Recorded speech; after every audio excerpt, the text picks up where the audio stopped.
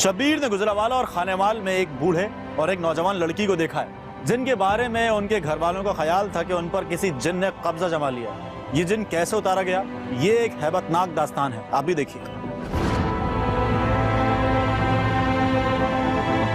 बेटा घर में दाखिल हुआ तो बूढ़े बाप ने उसको आड़े हाथों ले लिया।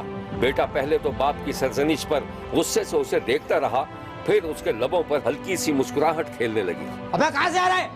ये तेरा आने का वक्त है? हैं? कहां फिरता रहता है, कहां आवारागर्दी करता है? ये हुलिया देख, छोटो वाला हुलिया है, बटन खुले में गिरवान के, बालों में जो है ना मट्टी जमी हुई है। हैं? अबे कहीं है तो तू नशा में तो नहीं करने लगा? तो क्या हो गया अब्बा, दिमाग खराब हो गया है तेरा? अरे नशेइयों वाली हालत तेरी है या मेरी? तो सही कह रहा है महल्ले का चाचा, जिन आ गया है तेरे ऊपर, जिन। अच्छा, बहुत खूब। बेशरम, किससे बात कर रहा है? अपने बाप से बात कर रहा है या बोलने के लौटे से बात कर रहा है? तो ज्यादा बड़बड़ मत किया करो अब्बा, बच्चा नहीं रहा हूं मैं, हर एक काम की अकल है मुझको, बड़ा हो गया हूं अब मैं। बहुत खूब, बड़ा हो गया है? अबे ये तो मुझे पता ही नहीं चला। चल बेशरम बेहया, चल दूर हो जा, जा में जा। अरे जा रहा हूँ, तुम्हारे सामने आने का कोई शौक भी नहीं है। और कल खाली हाथ भेज दिया मुझको, जेब में एक पाई नहीं डाली मेरे। अबे जब पैसे नहीं डाले, कहां से कमा के लेकर आऊं? हट्टा कट्टा तू है या मैं हूं? शर्म नहीं आती बेगैरत इस उम्र में? वाह, सारी जिंदगी तो खुद कुछ कमाया नहीं, कोई काम धंधा नहीं किया, मेरी माँ को भी तड़पाया और हमें भी तड़पा रहे हो। हैं? अबे तू जमीन से ऐसे उगाया था? हैं? दिमाग खराब करके रख दिया। दफा रहो मेरी नजरों से, रुक जाता है या नहीं? निकल, मैं कहता हूँ चल इधर से, झल्लू में जा मेरी तरफ से, बेगैरत के बच्चे। बेटा बाप का गुस्सा देखकर रफू चक्कर हो गया, लेकिन बाप के गुस्से में कोई कमी नहीं आई। उसने गुस्से में घर का सामान फेंकना शुरू कर दिया। चलो दफान हो यहाँ से सब। इसी दौरान जब दूसरा बेटा कमरे में आया तो वो बाप की हालत देखकर ठिठक गया। सुन ले मेरी बात, छोड़ दे मुझे। अरे अब्बा मुझे मैं कह रहा हूँ छोड़ दो, छोड़ दो, बैठ तू मेरे साथ। छोड़ दो। क्या हुआ अब्बा? मेरी नजरों से दफान मिटाओ, कुछ नहीं मिलेगा तुम्हें। अब्बा निकल जाओ। अच्छा मेरी बात तो सुन, मेरी बात तो सुन, मुझे तो देखना अब्बा। अब्बा तो मुझे तुम जमीन से ऐसी उगाए थे बड़े, मैंने तुम्हारे ऊपर कोई मेहनत नहीं की। अब्बा तू सही है, तू सही है, तू मेरी बात। पूरा के 60 साल बुजुर्ग के बारे में उसके बेटे को यकीन था कि उसके जहन पर जिन ने कब्जा कर लिया है। अपना रवैया ठीक करने के बजाय बेटे बाप का जिन उतारने के लिए तरकीबें सोचने लगे। एक दिन शब्बीर ने देखा कि बुजुर्ग के दोनों बेटे एक आमिल और उसके चेले को लेकर टैक्सी से उतर रहे थे। दोनों बेटे आमिल और उसके चेले को बड़े एहतराम से घर में लाए और उन्हें कमरे में बिठा दिया।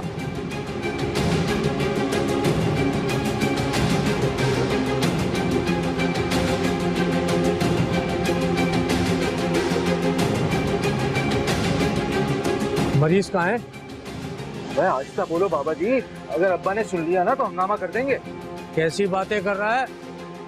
अबे 14 साल से जिन उतार रहा हूँ, वो तो फिर भी इंसान का बच्चा है। तो वो तो ठीक है बाबा जी, लेकिन एक बात बताओ, हमारे अब्बा पे वाकई जिन है या वो हमारे साथ वैसे ड्रामा कर रहे हैं? देखो भाई, तुम्हारे अब्बा को तो मैंने अभी तक देखा नहीं, अलबत्ता इस घर में दाखिल होते वक्त ही मुझे पता चल गया था कि इस घर के अंदर जिन है। क्यों भाई? हाँ पीर साहब, मैंने भी महसूस किया है।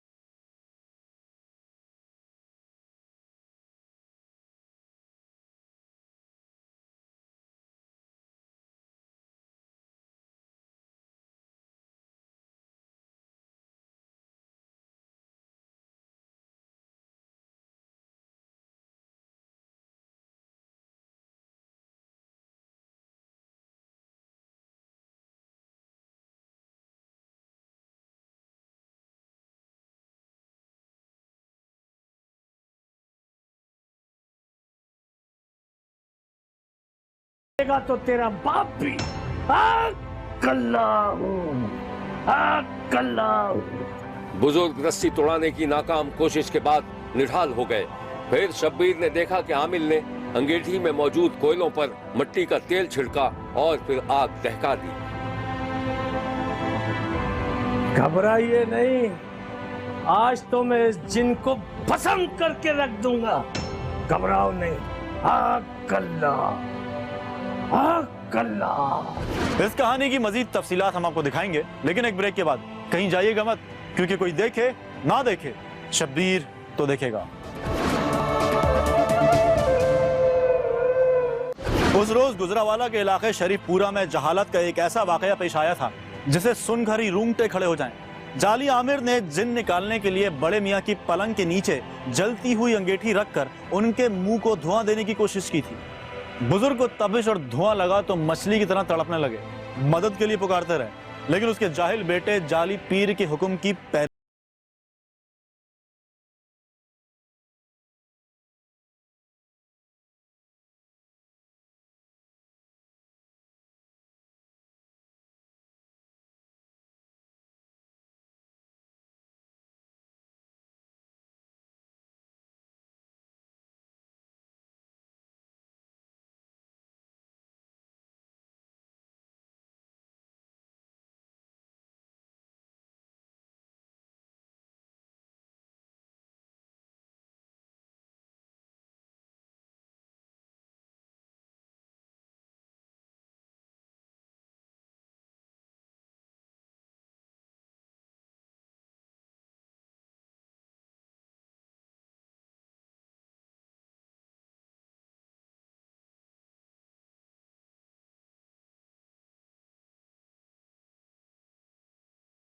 और उसका चेला।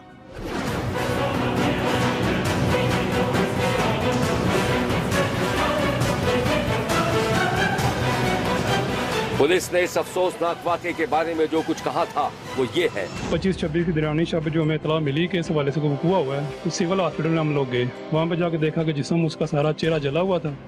तो उस हवाले से हमारी रिपोर्ट बनाई, उन्होंने एप्लीकेशन दी कि ये हमारे साथ मामला हुआ है कि इस बंदे को साये का मसला था। तो हमने कोई अमल वगैरह उनसे रब्ता किया था, वो आए अपनी टीम लेके। उन्होंने हमें बताया कि जी इसके वो ना साये का मसला है, इसे धुआं वगैरह देना है। तो उस हवाले से कोले वगैरह जलाएँ और सब कुछ इन्होंने किया। तो इससे मुँह चेहरा वगैरह इसका जल गया था।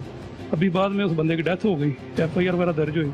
फिर उस बंदे के बारे में पता करवाया तो वो 3-4 दिन की मुशक्क़त और मेहनत के बाद आज इन्हें अरेस्ट करके लेके आए हैं।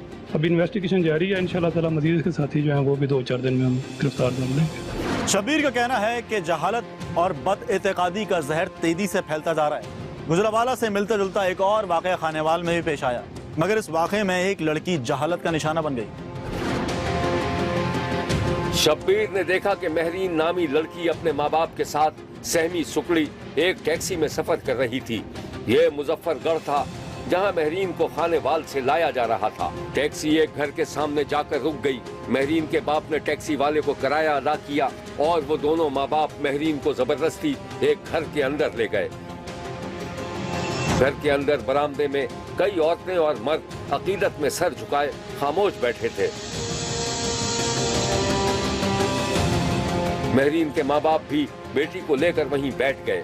ये किसी आमिल का आस्थाना था।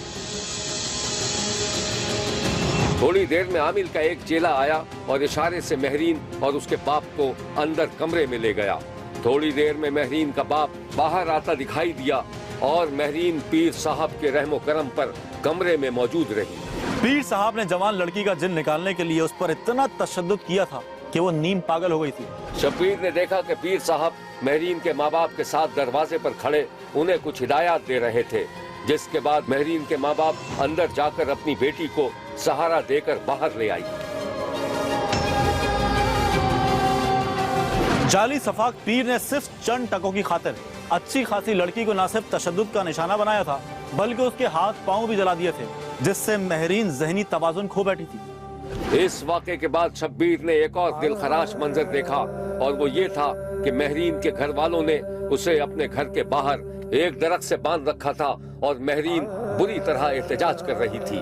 महरीन को दरख्त से बांधकर उसके सफ़ाक और जाहिल वालिदैन आराम की नींद सो गए थे। ये वो आखिरी टोटका था जो जाली पीर ने महरीन के वालिदैन को बताया था। महरीन दरख्त से बंधी हुई चीख रही थी कि महल्ले पड़ोस के लोग वहां जमा हो गए और महरीन को आजाद करवा दिया। ये है वो हकीकी मनाजिर। बेटा मैं सुबह के देख रही हूँ, मैं सुबह की ये देख रही थी कि तू इसको इधर ही बांधा हुआ है सुबह का, ऐसे नहीं बांधा हुआ। चीखने की आवाज नहीं आ रही तुम्हारे घर से, फिर तुम चुप कराती इसको अंदर बिठाती। कोई भी मेरे घर आपको किसी ने मारा? इसका हाल क्या किया? बोल ही नहीं रही, मैं तो कब से इससे बात कर रही हूँ, इसको पानी पिला रही हूँ, प्यास लगी हुई है। शब्बीर के इल्म में ये बात आई है, लड़की पर तशद्दुद के जुर्म में न तो जाली पीर को गिरफ्तार किया गया, न लड़की के सफ़ाक वालिदैन के खिलाफ कोई कार्रवाई की गई। शब्बीर का कहना है कि जहालत के साए रोज बरोज गहरे होते जा रहे हैं और 21वीं सदी में भी लोग तवहमात का शिकार हो रहे हैं।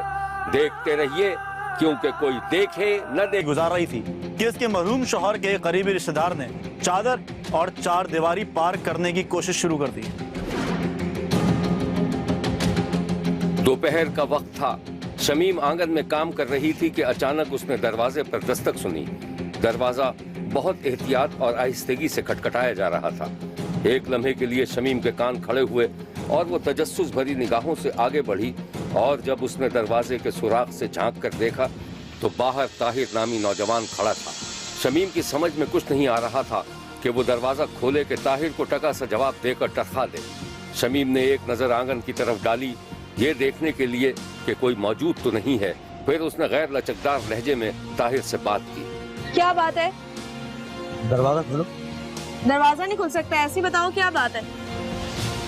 अरे कोई खास बात नहीं है, बस तुम्हें देखना था, दिल चाह रहा था मेरा। तुम पागल हो गए हो? मेरी बच्चियां भी घर में है। जाओ, अभी दरवाजा नहीं खुल सकता। चलो ठीक है, फिर मैं रात को आऊंगा। कोई जरूरत नहीं आने की।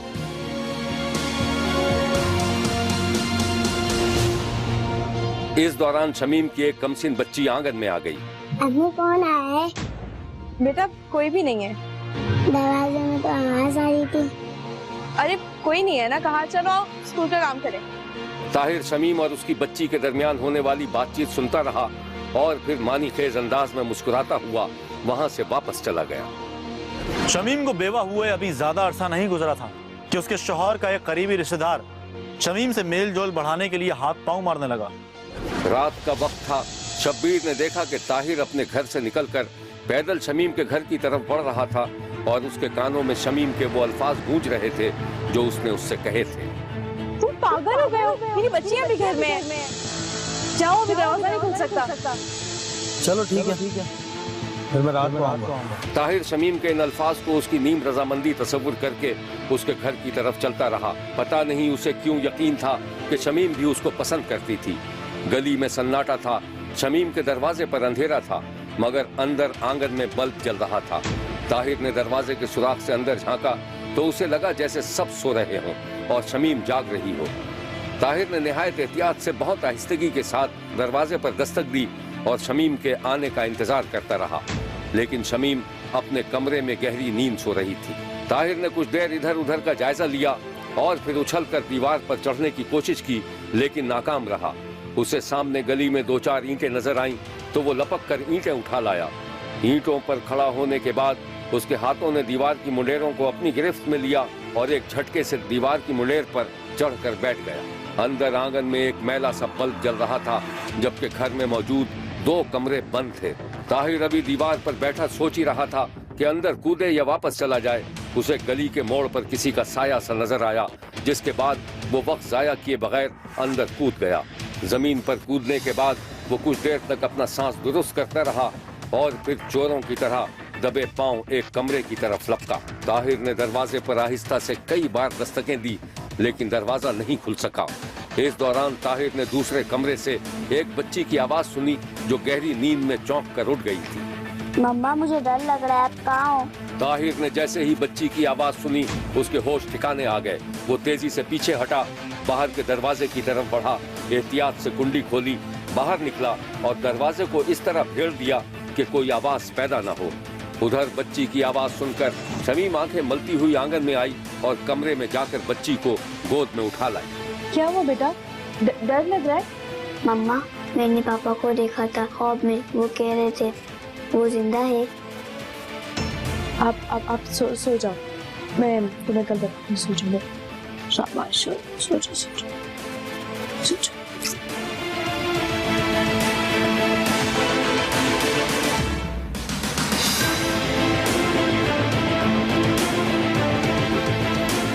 शमीम ने बेटी को अपने कमरे में थपक कर सुला दिया और फिर आंगन में आकर पानी पीने लगी। पानी पीने के बाद उसकी नजर जब बाहर के दरवाजे पर पड़ी तो उसे लगा कि दरवाजे की कुंडी नहीं लगी हुई थी। वो घबराहट में दरवाजे तक गई। कुंडी लगाने से पहले उसने बाहर झांका तो मजीद हैरान और खौफजदा हो गई। दरवाजे के बाहर ईंटें रखी हुई थीं। शमीम खौफ और हैरानी के आलम में कुछ देर तक सोचती रही। फिर उसने कुंडी लगाई, उसे अच्छी तरह चेक किया और कमरे में वापस आ गई। बच्ची बेखबर सो रही थी। शमीम को सराहने पर रखे हुए फोन की रोशनी नजर आई तो वो अपना फोन उठाकर देखने लगी। ये ताहिर का मैसेज था। शमीम ने मैसेज पढ़ा तो उसका दिल धक से होकर रह गया।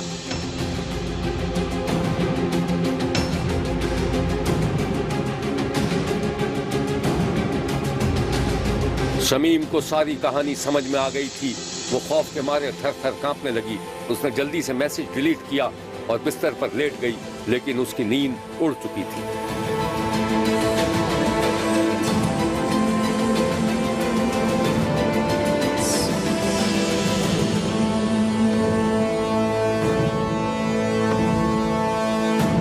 ताहिर की मुसलसल कोशिशें रंग ले आई थी। किसी कमजोर लम्हे में शमीम ताहिर के करीब आ गई और फिर ये कुर्बत इतनी बढ़ गई कि शमीम ताहिर अंजाम की परवाह किए बगैर एक ऐसे मकाम पर निकल गए जहां से वापसी का कोई रास्ता मुमकिन नहीं था।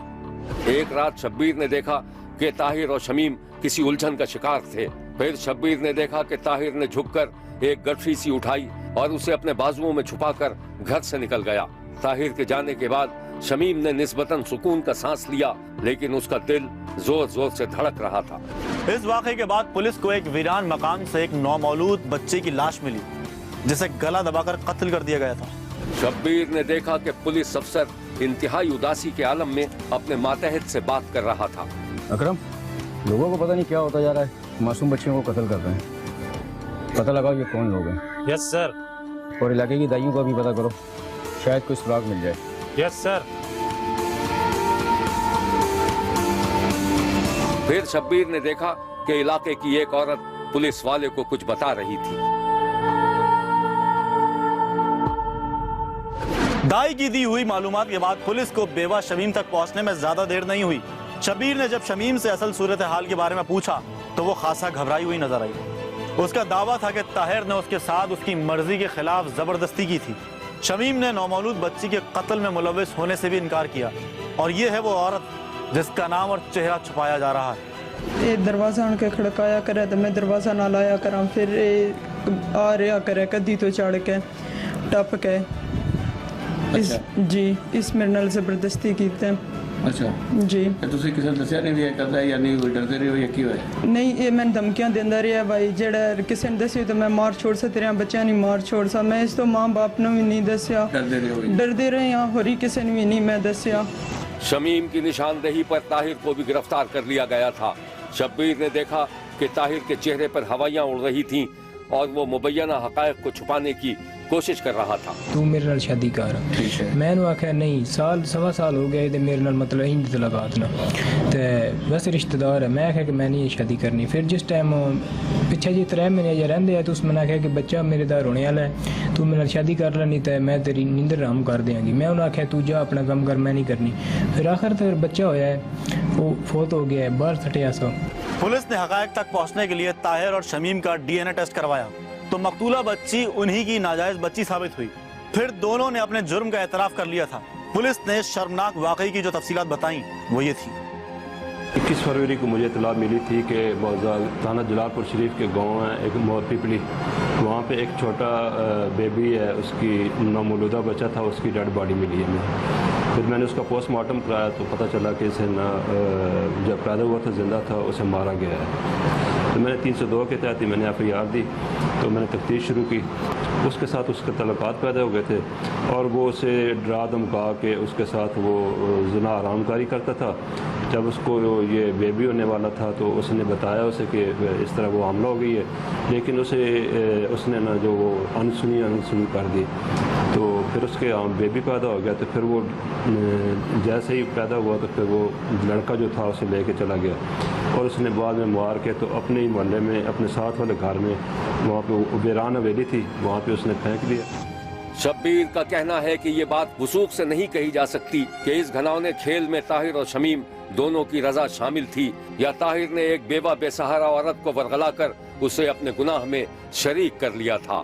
देखते रहिए, क्योंकि कोई देखे न देखे शब्बीर तो देखेगा। 19 साल लड़की को देखा है जो महल्ले के एक लड़के को पसंद करने लगी थी, लेकिन जब लड़के की हकीकत खुली तो लड़की को बुरी तरह मात हो चुकी थी।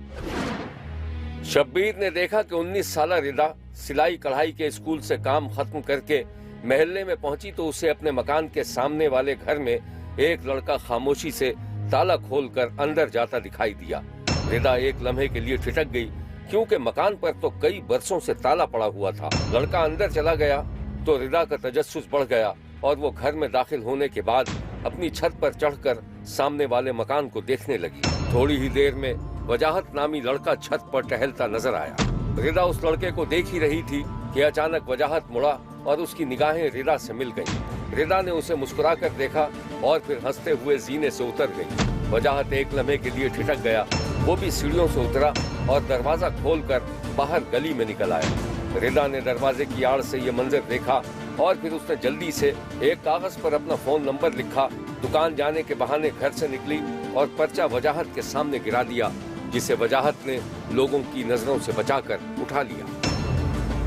रिदा पहली ही नजर में वजाहत को दिल दे बैठी थी, लेकिन इस वाकये के बाद वजाहत अचानक कहीं गायब हो गया और उसके घर के बाहर हमेशा ताला ही नजर आया। बहुत दिनों बाद जब एक बार वजाहत और रिदा की रास्ते में मुठभेड़ हुई तो रिदा खुशी से उछल पड़ी और उससे ऐसे बात करने लगी जैसे वो उसे बहुत अरसे से जानती है।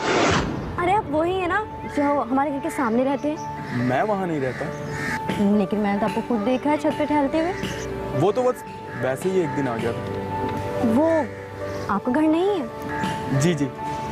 आप मुझे बहुत अच्छे लगते हैं। उस दिन नंबर भी दिया था, आपने फोन ही नहीं किया। वैसे आपका नाम क्या है? वजाहत सोना कहते हैं। बहुत ही प्यारा नाम है। अच्छा आप सब देख रहे हैं, नंबर तो है ना आपके पास? मुझे फोन कीजिएगा। ठीक।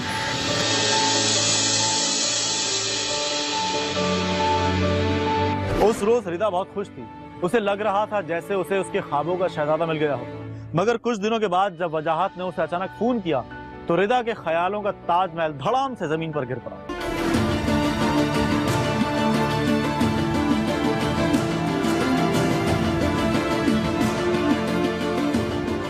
कौन? अरे वही तुम्हारा सामने वाला। ओह वजाहत, वजाहत सोना। आज कैसे ख्याल आ गया?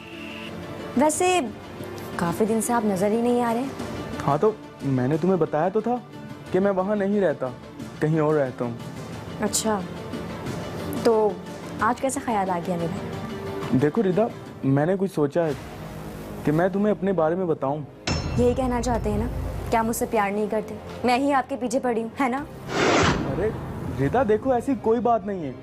देखो तुम एक बहुत अच्छी लड़की हो, मगर सच तो ये है कि मैं एक शादीशुदा लड़का हूँ। मैं तुमसे शादी तो नहीं कर सकता। हाँ, दोस्ती जरूर कर सकता हूँ। वजाहत की बात सुनकर रिदा खामोश हो गई और उसे ऐसा लगा जैसे लम्हे रुक गए हो। उसका जहन भग से उड़ गया था। वजाहत हलो हलो करता रहा, लेकिन रिदा ने कोई जवाब नहीं दिया। वो आंखों में आंसू लिए अपने कमरे में चली गई। वजाहत एक पुरस्कार सा किरदार था जो रात के अंधेरे में चोरी छुपे रिदा के सामने वाले घर में आता था। घर में अंदर दाखिल होने के बाद उसका एक रिश्तेदार बाहर से ताला लगाकर चला जाता था। शब्बीर ने जब ये मंजर देखा तो वजाहत की असलियत जानने के लिए निकल खड़ा हुआ। शब्बीर ने जो कुछ देखा वो ये। शब्बीर ने देखा कि वजाहत मुबैना तौर पर एक घर में मौजूद था और असलहे की नोक पर एक लड़की से निकाहनामे पर दस्तखत करवा रहा था। दूसरी तरफ लड़की का बाप थाने में अपनी बेटी के अगवा और जबरदस्ती निकाह के खिलाफ रिपोर्ट दर्ज करवा रहा था। रिपोर्ट दर्ज होने के कुछ ही दिनों बाद वजाहत को पुलिस ने गिरफ्तार करके हथकड़ी लगाई और उसे जेल भिजवा दिया था। वजाहत एक साल बाद जब जेल से रिहा हुआ तो जबरदस्ती निकाह में लाई जाने वाली लड़की ने अदालत में वजाहत के खिलाफ बयान दे दिया, जिस पर वजाहत मफरूर होकर इश्तिहारी बन गया और उसकी बीवी किसी दूसरे लड़के के साथ भाग गई। अब वजाहत गिरफ्तारी के खौफ से छुपता फिर रहा। शब्बीर ने देखा कि पुलिस वजाहत की तलाश में जगह जगह छापे मार रही थी और वो हर बार पुलिस की आंखों में धूल झोंककर फरार होने में कामयाब हो रहा था। एक दिन पुलिस ने उसे बाजार से गुजरते देखकर पकड़ने की कोशिश की तो वो अपनी मोटरसाइकिल पर पुलिस को डॉज देता हुआ रफू चक्कर हो गया। वजाहत सीधा अपने घर पहुंचा और जब उसने अपनी माँ को सूरत हाल बताई तो वो परेशान हो गई। उस रात वजाहत की माँ अपने बेटे को खामोशी से लेकर एक मकान पर पहुंची जिस पर ताला लगा हुआ था। वजाहत की मां ने एक रिश्तेदार लड़के जो वजाहत का भी दोस्त था उसकी मदद से ताला खोला और बेटे को मकान के अंदर बंद करके बाहर से ताला लगा दिया। ये वही मकान था जहां पहली बार रिदा ने वजाहत को देखा था। यह मकान मुबैना तौर पर वजाहत के एक ऐसे रिश्तेदार का था जो मुल्क से बाहर था। अब ये मकान वजाहत और उसके दोस्तों की बैठक बन गया था। रिदा को जब तमाम सूरत हाल का इल्म हुआ तो वो खुशी से पागल हो गई क्योंकि अब वजाहत दोबारा उसी मकान में आ गया था और उसकी बीवी भाग चुकी थी। अब वजाहत को हासिल करने के लिए रिदा के पास मैदान साफ था। अब वजाहत और रिदा शाम के वक्त अपने अपने घरों की छत पर खड़े होकर इशारेबाजी करने लगे थे। एक दिन शब्बीर ने देखा कि वजाहत और रिदा मकान की छत पर थे। रिदा ने इशारों में वजाहत से फोन करने के लिए कहा तो वजाहत ने फौरन कॉल मिला दी। आज तो बहुत प्यारी लग रही हो, बिल्कुल चांद की तरह। तुम उदास लग रहे हो, तुम्हारी बीवी ने तुम्हें धोखा दे दिया ना। उसकी बात मत करो, अब वो मेरी जिंदगी में शामिल नहीं है। मुझसे मोहब्बत करते हो? तुम करती हो? हाँ, बहुत ज्यादा। भरोसा है मुझ पे? हाँ, भरोसा है। अच्छा, तो फिर उस दिन जब मैंने तुम्हें इशारा किया था कि तुम चुपके से इस तरफ आ जाओ तो तुम क्यों नहीं आई? मुझे डर लगता है, तुम्हारे दोस्त हर वक्त तुम्हारे साथ होते हैं। अरे तुम उनकी परवाह क्यों कर रही हो? तुम आओगी ना तो सब ठीक हो जाएगा। और अगर किसी ने देख लिया तो? अरे तुम तो बहुत ही डरपोक हो। कम तो तुम भी नहीं हो। अच्छा, एक बात पूछो, बुरा तो नहीं मानोगे? ये तुम्हारे घर पे हर वक्त ताला क्यों लगा रहता है? अरे तुम नहीं समझोगी, छोड़ो इस किस्से को। अब ये बताओ कब मिल रही हो? सोचूंगी। रिदा, ओ रिदा, जल्दी नीचे आ, कब से छत पे चढ़ी हुई है? अम्मा भी आई। अच्छा वजाहत, बाद में बात होगी, अम्मा बुला रही हैं। ठीक, टाटा। रिदा हाँफती कांपती सीढ़ियों से नीचे उतरी तो माँ ने उसकी क्लास ले ली। क्या हो गया अम्मा? क्या कर रही थी छत पे? तुझे मना किया ना छत पे मत जाया कर। सामने वाले घर में लुच्चे लफंगे लड़के रहते, फिर भी तू हर वक्त छत पे चढ़ी रहती है। कपड़े देखने के लिए गई थी कि सूख गए या नहीं। हमेशा डांटती रहती हो मुझे। कब से तेरा बाप खाने के इंतजार में बैठा हुआ है? चल चल के जल्दी से खाने की तैयारी कर। 10 मिनट दे दो, आइए बनाती हूँ खाना। एक रात अचानक रिदा के घर में कोहराम मच गया क्योंकि रिदा घर से दुकान का कहकर निकली और रात 11 बजे तक वापस नहीं आई तो उसके माँ बाप बेटी को तलाश करने के लिए घर से निकल पड़े। शब्बीर ने देखा कि रिदा के माँ बाप गली कूचों में अपनी बेटी को तलाश करने के बाद जब मायूसी के आलम में थके हारे जैसे ही अपनी गली में दाखिल हुए, उन्होंने देखा कि अबू बकर नामी लड़का वजाहत के मकान को ताला लगाकर बदहवासी के आलम में भाग रहा था। रिदा की मां ने अबू बकर को रोकने की कोशिश की मगर वो हाथ हिलाता हुआ वहां से रफू चक्कर हो गया। अबू बकर के भागते ही रिदा की मां को कुछ शक हुआ और उसकी निगाहों में वो मंजर घूमने लगा जब रिदा छत पर थी और मां के बुलाने से नीचे आई थी। रिदा की मां को यकीन हो गया कि उसकी बेटी शायद उस बंद मकान में हो। रिदा की मां ने अपने शौहर का हाथ पकड़ा और ताला बंद मकान के पीछे पहुंच गई। गली मोहल्ले के 1-2 लड़कों को रिदा के बाप ने पुकारा और फिर उनकी मदद से मकान के अंदर कूद गया। बंद मकान का मंजर इंतहाई हौलनाक था। दरवाजे के करीब निदा की गला कटी लाश रखी थी। अपनी बेटी की बेईमाना कत्ल के बाद रिदा के माँ बाप थाने पहुंच गए और बेटी के अगवा और कत्ल की रिपोर्ट दर्ज करा दी।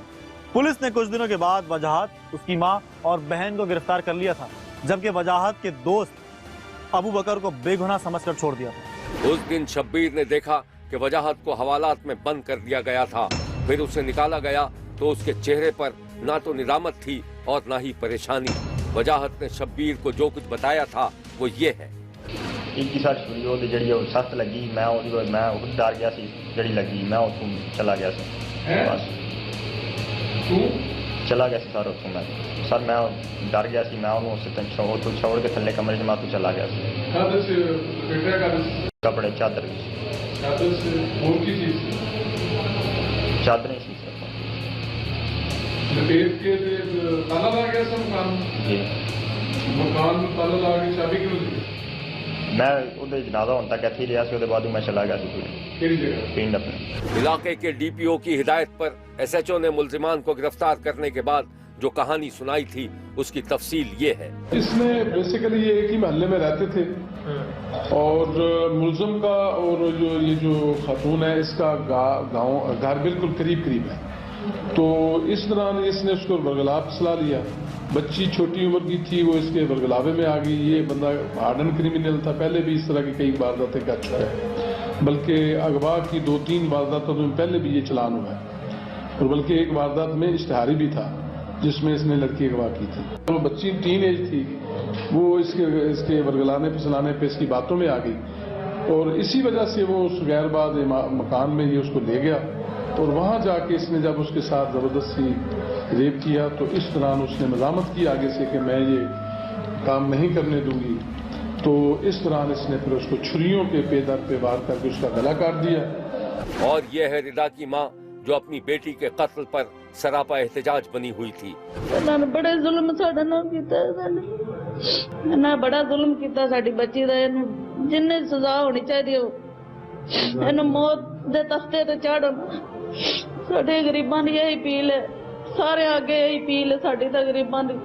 शब्बीर ने महल्ला सत्तारपुर खारिया में पेश आने वाले इस शर्मनाक वाक़े पर शदीद दुख का इजहार किया है। रिदा की मां कहती थी कि उसकी बेटी को अगवा किया गया था, जबकि मुल्जिम का दावा था कि रिदा उससे मोहब्बत करती थी और खुद ही अपनी खुशी से वहां आई थी, जिसे पहली बीवी के भाग जाने से मुताल्लिक ताने देने पर उसने कत्ल कर दिया था।